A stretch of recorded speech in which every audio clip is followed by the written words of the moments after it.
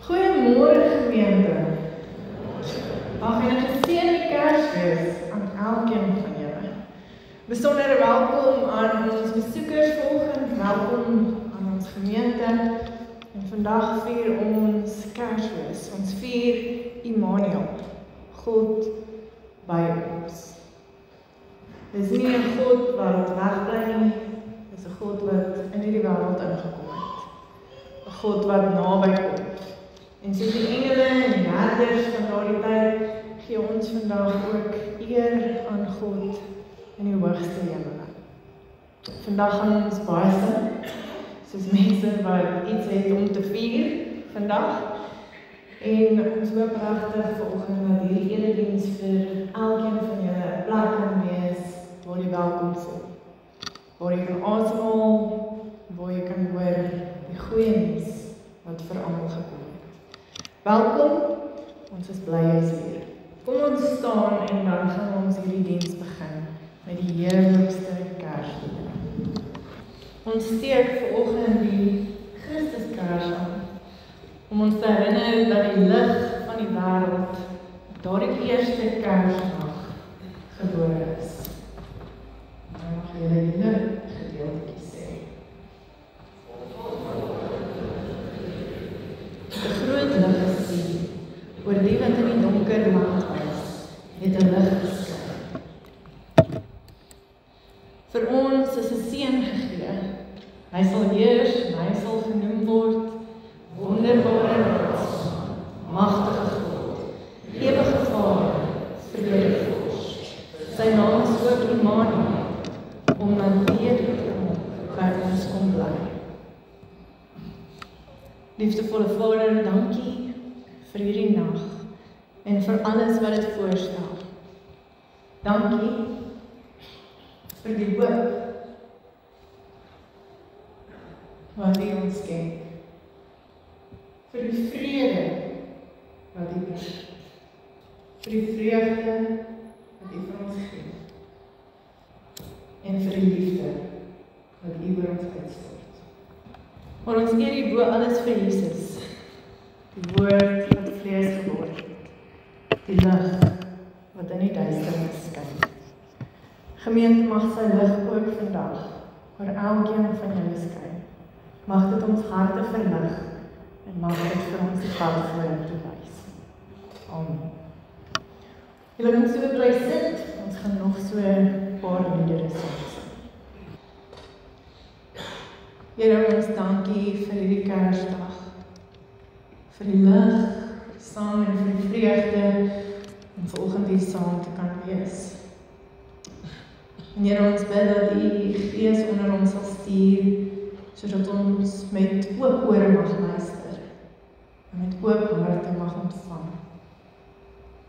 Ons bid, Here, dat die woord vandag van ons lewe bring, vreugde maak, mag ons hoop verdiep. Mag ons hoor wat U wil sê, mag dit ons dra in alles wat nog voor lê. Amen. Ek wil vanoggend vir ons die teks lees, ons skriflesing vanoggend kom uit Lukas 2 uit, vers 1 tot 20, gedeelte wat ek seker is julle almal baie goed ken. Kom ons lees saam. In daardie tyd het keiser Augustus 'n bevel uitgevaardig dat 'n volkstelling in die hele ryk gehou moet word. Hierdie eerste volkstelling het plaasgevind toe Cyrenius gouverneur was in die provinsie Sirië. Almal het gegaan om hulle te laat inskryf, elkeen na sy eie stad toe. Ook Josef het gegaan. Hy het van die dorp Nasaret in Galilea na Judea toe gegaan, na Bethlehem, die stad van Dawid, omdat hy tot die huis en geslag van Dawid behoort het. Maria, sy verloofde wat swanger was, het saamgegaan om ingeskryf te word. Terwyl hulle daar was, het die tyd gekom, dat haar kind gebore moes word. Sy het haar eersteling seun in die wêreld gebring, en hom in doeke toegedraai en in 'n krib neergelê, omdat daar vir hulle geen plek in die herberg was nie. Daar was skaapwagters in daardie omgewing wat in die oop veld gebly en in die nag oor hulle skape wag gehou het. Met eens staan daar 'n engel van die Here by hulle en die heerlikheid van die Here het rondom hulle geskyn. Hulle het baie groot geskrik. Toe sê die engel vir hulle, moenie bang wees nie, want kyk, ek bring vir julle 'n goeie tyding van groot blydskap wat vir die hele volk bestem is. Vandag is daar vir julle in die stad van Dawid die verlosser gebore, Christus die Here. En dit is vir julle die teken. Julle sal 'n kindjie vind wat in doeke toegedraai is en in 'n krib lê. Skielik was daar saam met die engel 'n menigte engele uit die hemel wat God prys en sê, eer aan God in die hoogste hemel en vrede op aarde vir die mense in wie hy 'n welbehae het. Nadat die engele van hulle weggegaan het na die hemel toe, sê die skaapwagters vir mekaar, kom ons gaan reguit Bethlehem toe, om te sien wat gebeur het, soos die Here dit aan ons bekend gemaak het. Hulle gaan toe haastig daarheen en kry vir Maria en Josef en die kindjie wat in die krib lê. Toe hulle ons sien, het hulle vertel wat oor hierdie kindjie aan hulle gesê is. Almal wat dit gehoor het, was verwonderd oor wat die skaapwagters hulle vertel het. Maria het alles wat gesê is onthou en telkens weer by haarself daaroor nagedink. Die skaapwagters het toe teruggegaan terwyl hulle God loof en prys oor alles wat hulle gehoor en gesien het. Dit was alles net soos dit vir hulle gesê is. Gemeente, ons het nou die verhaal gehoor, die goeie tyding van groot blydskap wat vir die hele volk bedoel was. En ons gaan nou reageer soos die herders en die engele. Ons gaan God loof en prys. Ons gaan nog so 3 liedere songs sing. En julle gaan staan daarvoor. Kom ons sing. As dit by Kersfees kom, dan het Afrikaans hierdie groot voorsprong bo aan die tale. In Engels sê ons vir mekaar Merry Christmas. In Duits sê ons vir mekaar vrolige Weihnachten. En in Frans groet ons mekaar met Joyeux Noël. Maar in Afrikaans sê ons iets heeltemal anders. Ons sê geseënde Kersfees. En dit is nie toevallig nie. Ek dink dis hoe dit werk. Ek dink ons het hom reg gekry. Want vandag is nie noodwendig vir almal 'n Merry Christmas nie. Nie almal van ons het 'n ligte en 'n vrolike Kersfees vandag nie. Vir iemand wat in die hospitaal is en siek is, vir jou wat dalk hier sit met gesondheidsprobleme, voel dit nie soos 'n Merry Christmas vandag nie. Vir die persoon wat onlangs hulle werk verloor het, vir die is dit dalk 'n dag vol onsekerheid. En vir baie van ons is vandag 'n dag van intense verlange. Vandag is iemand se plek aan die tafel leeg. Vandag verlang jy na jou kinders of jou kleinkinders wat nie by jou kan wees nie. En vir sommige is dit die eerste Kersfees nadat 'n verhouding verbreek is, of na 'n egskeiding. En vir ander van ons is dit bloot die uitputting van hierdie seisoen. Al die wens, al die kos maak, die familie, die skoonfamilie, die verwagtings. En jy dink, net hierdie dag oorleef. Het voel nie noodwendig vir almal soos 'n dag van pret en plesier. Wanneer ons van Kersfees dink, dan het ons amper prentjies soos hierdie in ons gedagtes. Hierdie perfekte prentjie van die Kersverhaal, 'n netjiese stal, Gewoonlik is dit sommer so 'n bietjie versier as jy dink aan jou kinderbybel prentjies. So 'n stil chic, né? Met sagte lig wat iewers vandaan kom. En dit is 'n stil nag, of soos die skilder in hierdie geval reeds wil wys dat die dag, die lig aanbreek in die nag. Maria sit daar rustig, sy glimlag, Josef is daar, hy's haar beskerming, en hierdie babatjie lyk asof hy klaar weet waarvoor hy gekom het. In hierdie geval sien ons ook 'n babatjie wat blond is. Ek weet nie hoeveel Middeloosterse kinders word noodwendig so uitgebeeld nie. En alles is perfek. Die diere is perfek, die skapies is te cute, en ons engeltjies rondom die krib, en die skaapwagters is daar, en die wyse manne wat glad nie eintlik deel van Lukas se storie is nie, want die latere verhaal in Matteus se evangelie is almal is daar. Almal is daar.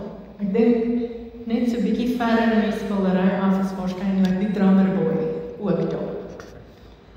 Dis 'n bekende prentjie, dis die perfekte prentjie van Kersfees wat almal van ons in ons koppe het. En dit is beautiful, dit is mooi. Maar dis dalk ook bietjie te mooi.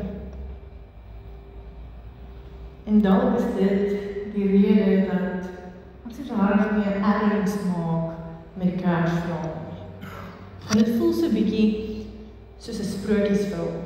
Soos iets wat aan die einde van die jaar ons net so bietjie ontsnap van die werklikheid. Want die wêreld waarin ons leef, voel selfde soos hierdie prentjie, so perfek, so afgerond, so mooi. Ons lewens het nie altyd hierdie sagte lig nie. En ons stories het nie mooi afrondings altyd nie.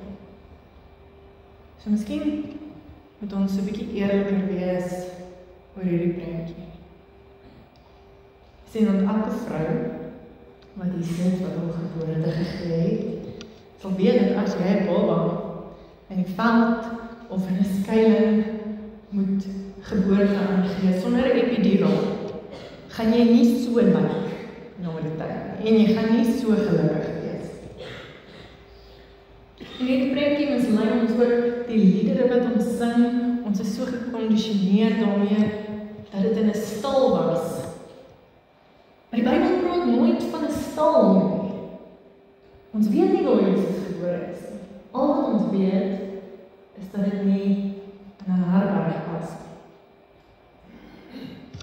Die krib, wat hier so pragtig lyk, die mooiste wit linne. Nee, Jesus is in 'n krib, 'n voerbak vir diere gelê. Daar waar die diere gesuip en gevreet het. Julle weet hoe grys is daai goed. En hy is in doeke toegedraai. Nie 'n perfekte spierwit swaddel of 'n babygryn. Grieks is baie duidelik wie dit is. Splinters klere wat geskeur is. As hierdie babatjie neergelê. Sien, Lukas verhaal is verrassend eerlik. Hy probeer nie vir ons hierdie romantiese, perfekte sprokiesverhaal skets nie. Hy vertel vir ons van 'n wêreld onder druk, van keisers en 'n Romeinse ryk wat mense onderdruk het, van 'n volk wat getel moes word sodat hulle kan beheer word, van 'n jong vrou wat geboorte gee, totaal en al ontwrig, buite dit wat sy ken, weg van haar mense af. En geen plek vir die ware koning. Net 'n voerbak. En miskien is dit waar ons vanoggend na die goeie nuus moet gaan soek. Want dit gaan nie oor die mooi van die verhaal nie. Dit gaan daaroor, dit is goeie nuus vir ons. Omdat hierdie verhaal nie 'n sprokiesverhaal is nie. Omdat dit nie perfek is nie. Maar omdat dit waar is. Lukas begin hierdie verhaal nie as 'n sprokie, nie as eendag lank gelede. Sien, Lukas was 'n dokter, 'n slim man, Iemand wat vrae gevra het, iemand wat dinge reg wou kry. Hy was nie noodwendig een van die Jesus se disippels nie, maar hy het Jesus se disippels geken. Hy het vir Petrus geken, hy het vir Johannes geken, hy het Jakobus, Jesus se broer, geken. En hy het met ooggetuies gepraat, selfs met Maria. Hy het toegang gehad tot hierdie mense, wat daar was. En Lukas besef, daar's soveel mense wat vertel van hierdie Jesus wat gekom het. En die detail waarvan hulle praat, verskil soms.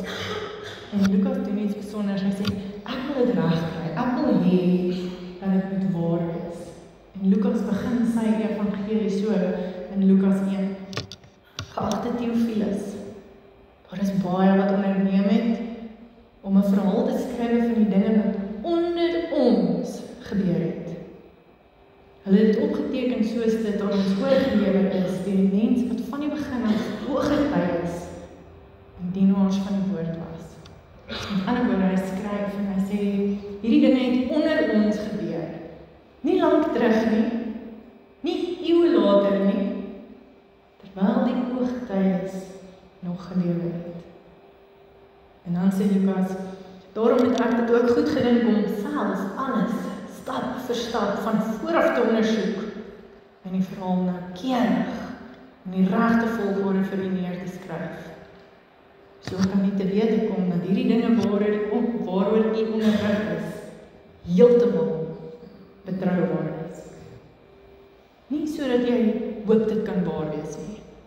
Nie sodat jy dit kan glo as jy wil nie, sodat jy sal weet, dit is heeltemal betroubaar.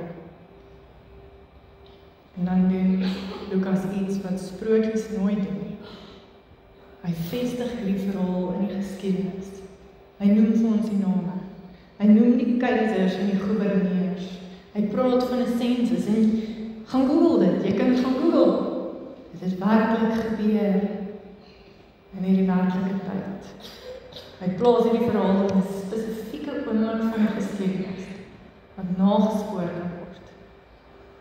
En hy sê hierdie dinge het regtig gebeur. God se koms na die wêreld is nie 'n metafoor nie. Dis nie een of ander sprokiesverhaal of trootsverhaal vir ons nie. God het werklik gekom na hierdie wêreld. Dis 'n regte mense en regte omstandighede. Dit maak hierdie verhaal anders.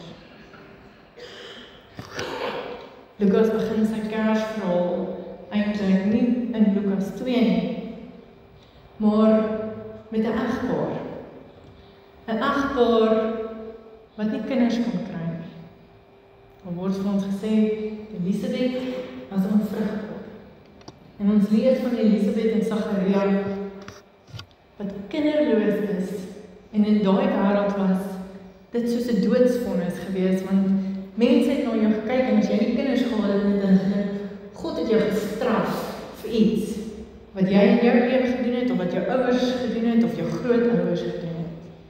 As jy nie kinders het nie, is dit 'n straf.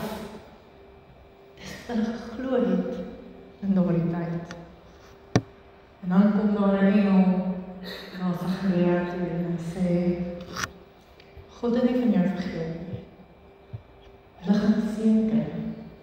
En julle gaan hom Johannes noem.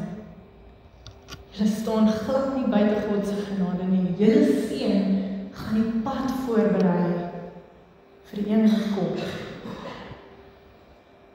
Dis die evangelie vir hulle. God kom na hulle toe. En vertel vir hulle dat die Messias op pad is, hulle seun gaan dit aankondig. En dis nie toevallig nie, want later in Jesus se lewe sou sy bediening gemik wees op mense wat voel hulle het dalk iets gedoen wat hulle die buite God se guns laat val. Vir mense wat dink, miskien straf God my vir hierdie ding wat ek gedoen het. En dis hoekom dit geseënde Kersfees is. Nie 'n Merry Christmas, maar geseënde Kersfees. Want want toe sonde en lyding en gebrokenheid in die wêreld gekom het God nie teruggestaan nie. God het gesê, dan kom ek ook. Dan kom ek ook. Ek gaan nie mense aan hulle eie wil toelaat nie. Ek stuur my eniggebore seun, sodat mense vreugde en vrede en lewe kan hê. God bly nie op 'n afstand nie. Hy kom naby. Ook hier en nou. En as hierdie verhaal waar is, as ons dit regtig glo, dan moet ons vra, wat is hierdie goeie nuus? Yes, maar ook, vir wie is hierdie goeie nuus bedoel?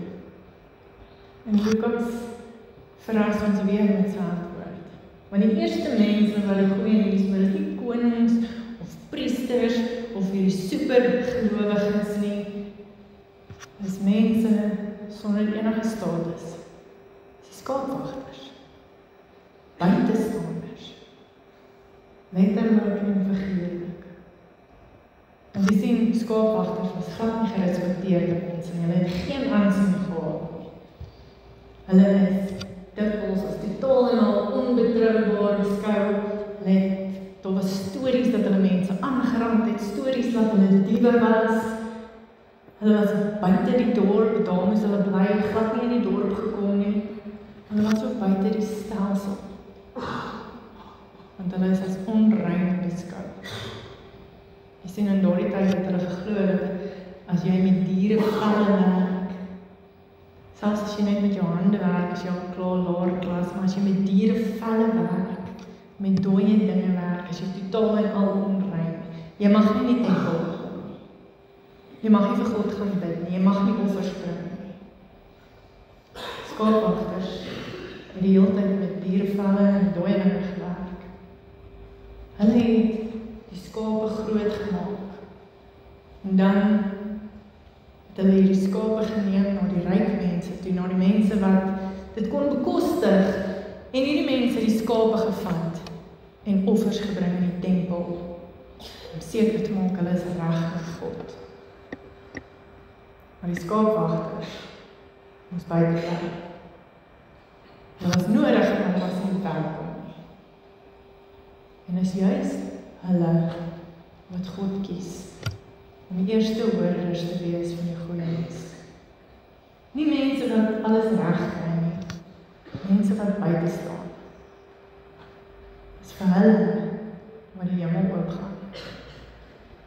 Dis vir hulle wat die engele sing, en dis vir hulle wat gesê word, vandag is daar vir julle 'n verlosser gebore.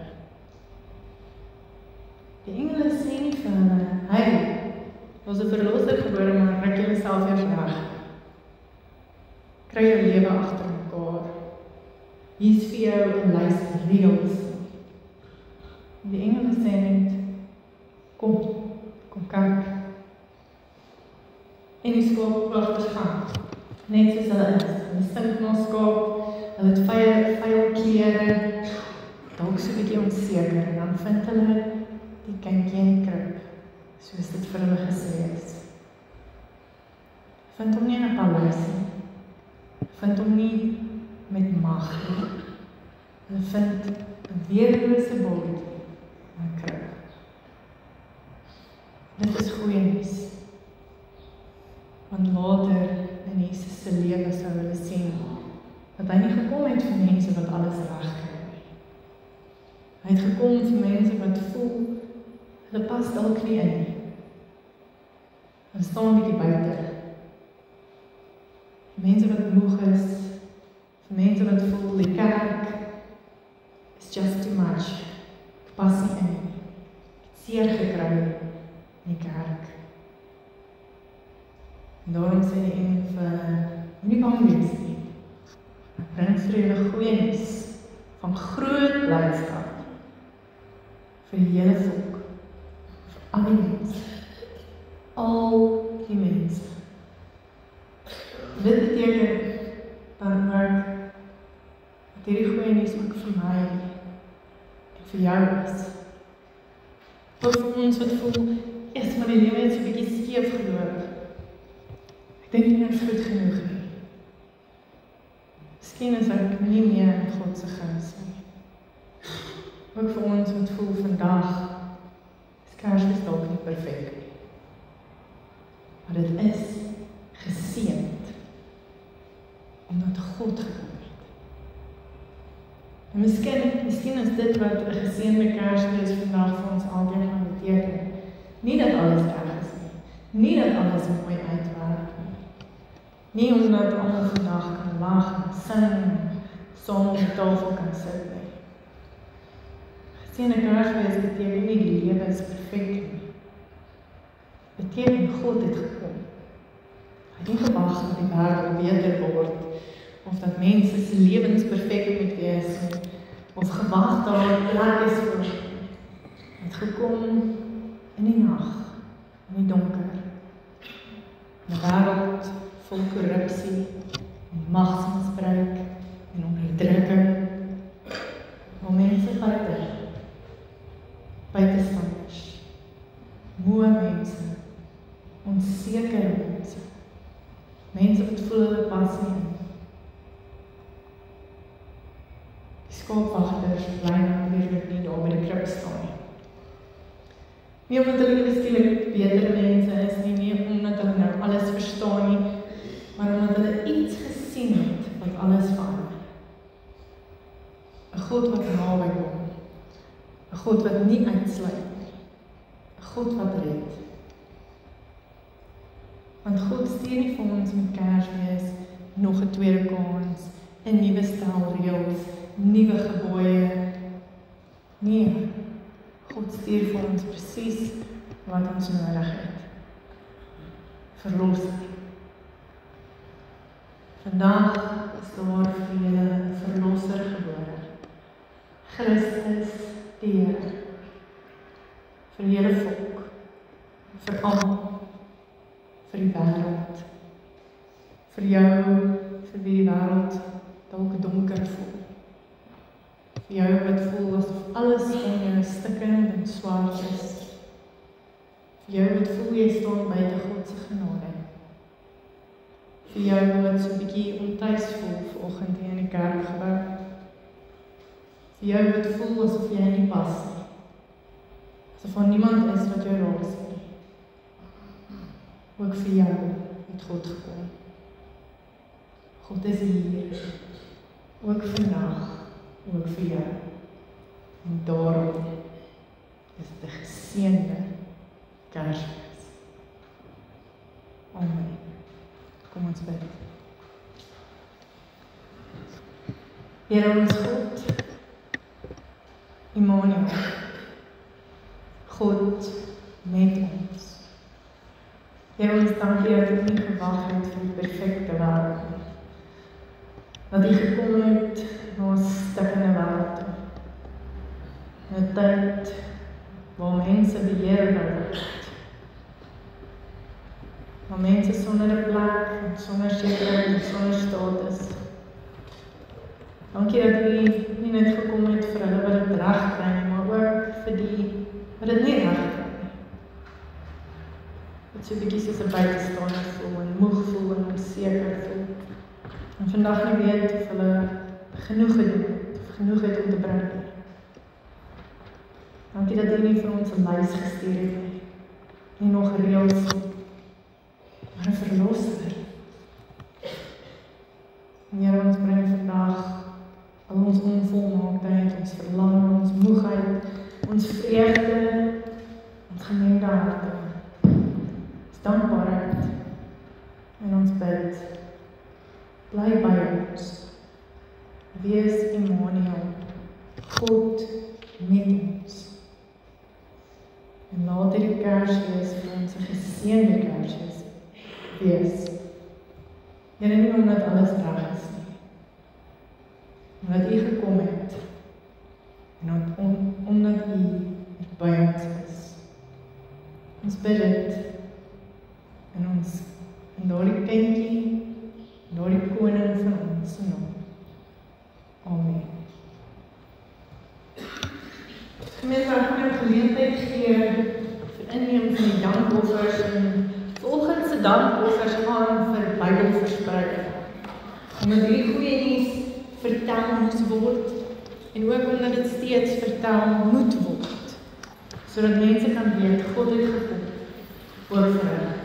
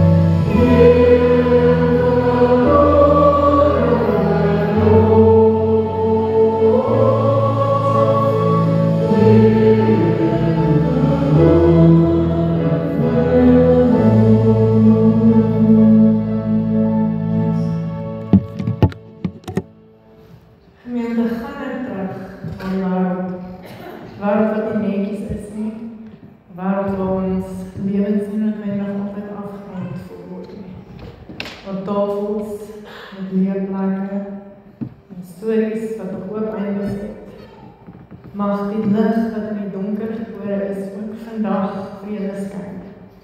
Mag dit hulle harte verlig en vrede die pad wys. Gaan in sy vrede en ontvang 'n geseënde Kersfees. Amen. Ons gaan afsluit met ons gaan afsluit met somerkersfees. Julle is welkom om mekaar ook vas te hou en mekaar lief te sien. Amen.